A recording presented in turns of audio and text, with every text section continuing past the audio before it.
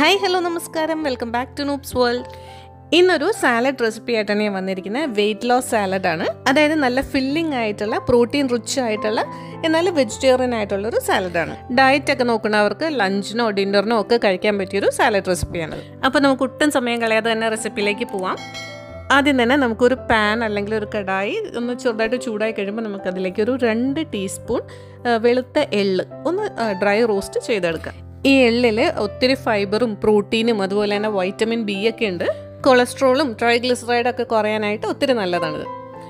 ഒരു law to medium ഫ്ലെയിമിൽ വെച്ചിട്ട് വേണം എള്ളിങ്ങനെ ഡ്രൈ റോസ്റ്റ് ചെയ്ത് എടുക്കാനായിട്ട്. കാരണം ഫ്ലെയിം ഇത്തിരി കൂടുകയാണെന്നുണ്ടെങ്കിൽ അത് ചിലപ്പോൾ കരിഞ്ഞു പോകാനുള്ള ചാൻസ് ഉണ്ട്. എള്ള് ഇപ്പോൾ ഇതുപോലെ ഡ്രൈ റോസ്റ്റ് ചെയ്തില്ലെങ്കിൽ ഇത് മൈക്രോവേവിൽ വെച്ചിട്ട് വേണമെങ്കിലും ഇതുപോലെ ഒന്ന് ചെറുതായിട്ടൊന്ന് ഫ്രൈ ചെയ്തെടുക്കാം. ഇങ്ങനെ ഡ്രൈ റോസ്റ്റ് ചെയ്ത എള്ള് ദിവസം 1 ടീസ്പൂണൊക്കെ കഴിക്കുന്നത് ശരീരത്തിന് ഒത്തിരി നല്ലതാണ്. എള്ള് ഇങ്ങനെ ചെറുതായിട്ട് ചൂടായി തുടങ്ങുമ്പോൾ അതിങ്ങനെ ചെറുതായിട്ട് ഇങ്ങനെ പൊട്ടാൻ തുടങ്ങും. അതുപോലെ തന്നെ അതിൻ്റെ കളറും ഇങ്ങനെ ചെറുതായിട്ട് മാറി തുടങ്ങും. അപ്പോൾ ആ സമയത്ത് നമുക്കത് സ്റ്റവിൽ നിന്ന് മാറ്റാം.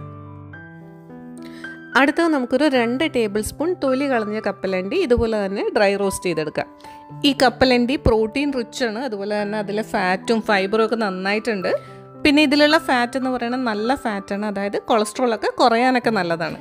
ഇതും നമ്മൾ എള്ള് ചെയ്ത പോലെ ഒരു ലോ ടു മീഡിയം ഫ്ലെയിമിൽ വെച്ചിട്ട് ഡ്രൈ റോസ്റ്റ് ചെയ്യാം.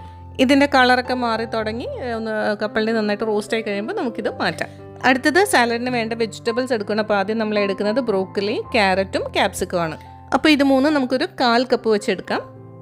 അപ്പോൾ ഇതൊക്കെ നമുക്ക് ചെറുതായിട്ടൊന്ന് ബോയിൽ ചെയ്യണം. അപ്പോൾ ഒന്നുകിൽ നമുക്ക് ആവിയിൽ വേവിക്കാം, അല്ലെങ്കിൽ ഞാൻ ഈ ചെയ്യുന്ന പോലെ കടായിൽ വെച്ചിട്ട് ചെറുതായിട്ടൊന്ന് വഴറ്റിയെടുക്കാം. അപ്പോൾ ഇതിന് നമ്മൾ എണ്ണയൊന്നും ഉപയോഗിക്കണില്ല. ചൂടായ കടായിലേക്ക് നമ്മൾ ആദ്യം ബ്രോക്കലി ഇട്ട് ചെറുതായിട്ടൊന്ന് വഴറ്റും. ഒരു 2 മിനിറ്റിന് ശേഷം നമുക്ക് ക്യാരറ്റും അതുപോലെ തന്നെ ക്യാപ്സിക്കവും ചേർത്ത് വഴറ്റാം. കാരണം ഈ 3 വെജിറ്റബിൾസും കുക്ക് ആവാൻ പാടില്ല. ചെറുതായിട്ടൊന്നും അതിൻ്റെ ആ ഒരു പച്ച ഇത് മാറാൻ മാത്രമേ പാടുള്ളൂ.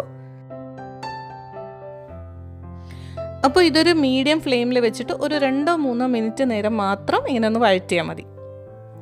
അപ്പോൾ ഒരു 3 മിനിറ്റിന് ശേഷം ഞാൻ ഫ്ലെയിം ഓഫ് ചെയ്തിട്ടുണ്ട്. അപ്പോൾ ഈ വെജിറ്റബിൾസ് ഇങ്ങനെ കടായിൽ തന്നെ ഇരിക്കട്ടെ.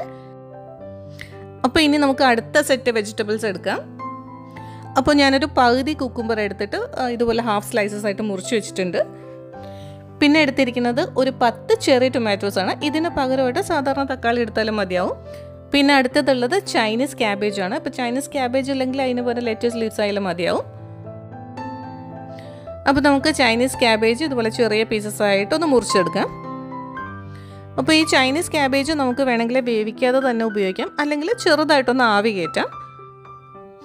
ഞാനിപ്പോൾ ചെയ്യണത് നമ്മൾ നേരത്തെ കടായിൽ ക്യാരറ്റും ബ്രോക്കലിയും അതുപോലെ തന്നെ ക്യാപ്സിക്കും ഒന്ന് ചെറുതായിട്ട് വഴറ്റി വെച്ചിട്ടുണ്ടായിരുന്നു. അപ്പോൾ അതിൻ്റെ കൂട്ടത്തിലേക്ക് നമ്മൾ ഈ ചൈനീസ് ക്യാബേജ് അരിഞ്ഞത് കൂടി ഇട്ടിട്ടൊന്ന് ചെറുതായിട്ടൊന്ന് വഴറ്റിയെടുക്കും. ഫ്ലെയിം ഓഫിൽ തന്നെയാണ്, പക്ഷേ മറ്റേ വെജിറ്റബിൾസിലുള്ള ചൂട് കാരണം ഇത് ചെറുതായിട്ടൊന്ന് വാടി കിട്ടും. അപ്പോൾ ഇതിങ്ങനെ ഇരിക്കട്ടെ. ഇനി നമുക്ക് ബാക്കി വെജിറ്റബിൾസിൻ്റെ കാര്യം നോക്കാം. അപ്പോൾ ഇവിടെ ചെറിയ ടൊമാറ്റോസ് നമുക്ക് ഓരോന്നും 2ആയിട്ട് മുറിച്ച് വയ്ക്കാം. പിന്നെ നമുക്ക് വേണ്ടത് പനീറാണ്. അപ്പോൾ പനീർ നമുക്കറിയാം പ്രോട്ടീൻ റിച്ച് ആണ്. അപ്പോൾ ഒരു വലിയ പനീറിൻ്റെ ഒരു ബ്ലോക്കിൽ നിന്ന് ഞാൻ ഇതുപോലെ ഒരു 3 പീസ് പനീർ മുറിച്ചെടുത്തിട്ടുണ്ട്. അപ്പോൾ അത് ഇതുപോലെ ചെറിയ പീസസ് ആയിട്ട് മുറിച്ചെടുക്കണം. ഇനി ഈ പനീർ ഒന്ന് വേവിച്ചെടുക്കാനായിട്ട് നമ്മൾ എന്താ ചെയ്യുന്നതെന്ന് വെച്ചാൽ അതിലേക്ക് ആദ്യം കുറച്ച് ഉപ്പ് ചേർക്കും. എന്നിട്ട് അതിലേക്ക് കുറച്ച് തിളച്ച വെള്ളം ചേർത്തിട്ട് അത് കുറച്ച് നേരം അങ്ങനെ വെക്കും. ഒരു 3-4 മിനിറ്റ് കഴിയുമ്പോൾ തന്നെ അതിൽ നന്നായിട്ട് ഉപ്പൊക്കെ പിടിച്ചിട്ടുണ്ടാകും. അതുപോലെ തന്നെ നന്നായിട്ട് കുക്കും ആയിട്ടുണ്ടാകും. പിന്നെ ഞാനിവിടെ എടുത്തിരിക്കുന്ന ഒരു 10 കാഷ്യൂ ആണ്. അത് കുറച്ചു നേരം വെള്ളത്തിൽ കുതിർക്കാനായിട്ട് വെക്കണം. അതുപോലെ തന്നെ വെള്ളത്തിൽ കുതിർത്ത ബദാം ഇതുപോലെ തന്നെ ഒരു 8-10 എടുക്കണം. അത് ഇതുപോലെ തൊലി കളഞ്ഞെടുക്കണം. ഒരു അരമണിക്കൂറൊക്കെ വെള്ളത്തിൽ ഇങ്ങനെ കുതിർത്തിട്ട് കഴിഞ്ഞാൽ ബദാമിൻ്റെ തൊലി കളയാനായിട്ട് ഒത്തിരി എളുപ്പമാണ്.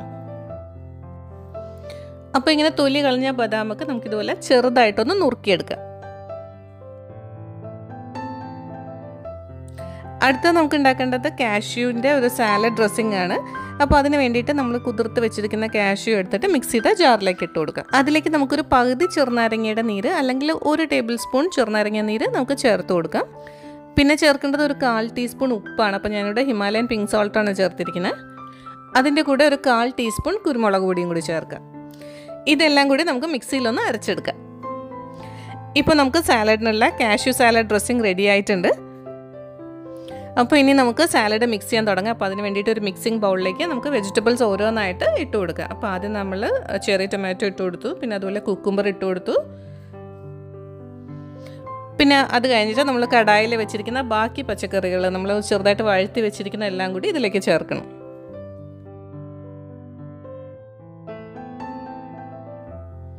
പിന്നെ അതിലേക്ക് ചേർക്കേണ്ടത് പനീർ പീസസ് ആണ്.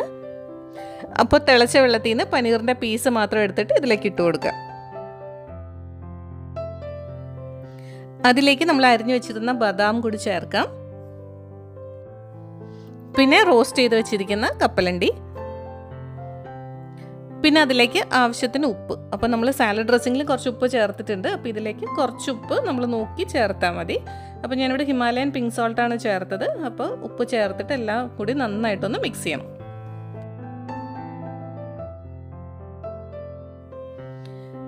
ഇനി ഇതിലേക്ക് നമ്മൾ ഉണ്ടാക്കി വെച്ചിരുന്ന സാലഡ് ഡ്രസ്സിങ് കൂടി ചേർത്ത് കൊടുക്കാം.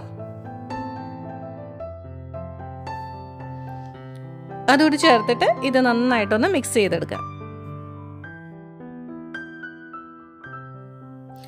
ഇനി നമുക്ക് ഇതിൽ ചേർക്കാനുള്ളത് എള്ളാണ്. അപ്പോൾ നമ്മൾ ഡ്രൈ റോസ്റ്റ് ചെയ്ത് വെച്ചിരിക്കുന്ന എള്ള് ഇതിൻ്റെ മുകളിൽ വിതറി കൊടുക്കുക. അപ്പോൾ അങ്ങനെ നമ്മുടെ വെജ് പ്രോട്ടീൻ സാലഡ് ഇവിടെ റെഡി ആയിട്ടുണ്ട്.